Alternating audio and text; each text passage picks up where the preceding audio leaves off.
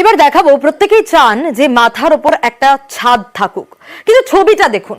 আবাসের বাড়ি তো নেই, কিন্তু এই বৃদ্ধা 70 বছর পেরিয়ে গিয়েছে বয়স। কিভাবে থাকতে হয় তাকে, কিভাবে দিন কাটান এই বৃদ্ধা। বাঁকুড়ার বামিরা গ্রামে অসহায় এই বৃদ্ধা, কেন তাকে এরকম অবস্থায় থাকতে হচ্ছে? আবাসের বাড়ি তার নেই, অন্যের বাড়িতে তিনি কাজ করেন, কোন রকমে তার দিন কাটে।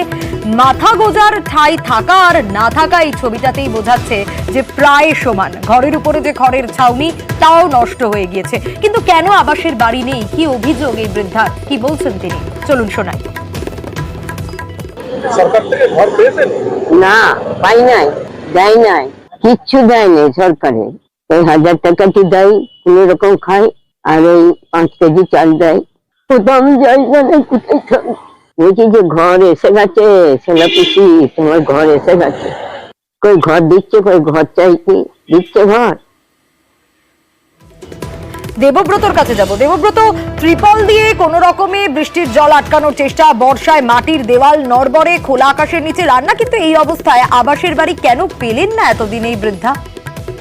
একেবারেই সোনিয়া, দেখো যেমনটাই জানাচ্ছে যে রাজ্য সরকার কিন্তু বারবার একটা অভিযোগ করেছে, কেন্দ্র বাংলার প্রতি বঞ্চনা করছে আবাস যোজনা নিয়ে। তারই একটা যে প্রত্যক্ষ উদাহরণ এই পাত্রসাহের বামিরার 70 বছর বয়সী বৃদ্ধা, তা একেবারেই বলা চলে। কারণ ওই বৃদ্ধার একটা ভালো বাড়ি নেই, বর্ষার সময় জল পড়ে, যে কোনো সময় বড় দুর্ঘটনা ঘটতে পারে, বাড়ি চাপা পড়তে পারে।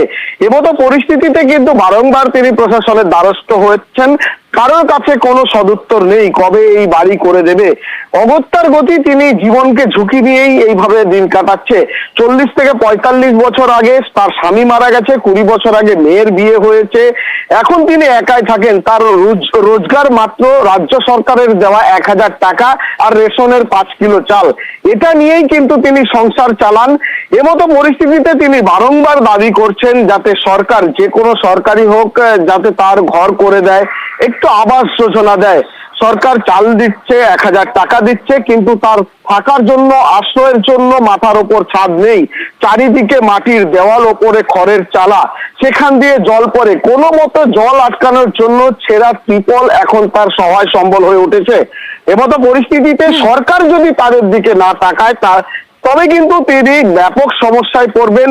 এই বর্ষায় কিভাবে কাটাবেন তা ভেবেই কিন্তু রাতের ঘুম উড়েছে ওই বৃদ্ধা। সোনিয়া, বেশ, এবং এই বৃদ্ধা বাড়ি পাবেন পাবেন আশ্বাস পাচ্ছেন, কিন্তু বাড়ি আর পাচ্ছেন না। আর এর মধ্যে বাড়ি পেলেন না বৃদ্ধা, কিন্তু রাজনৈতিক তরজা তা শুরু হয়ে গিয়েছে।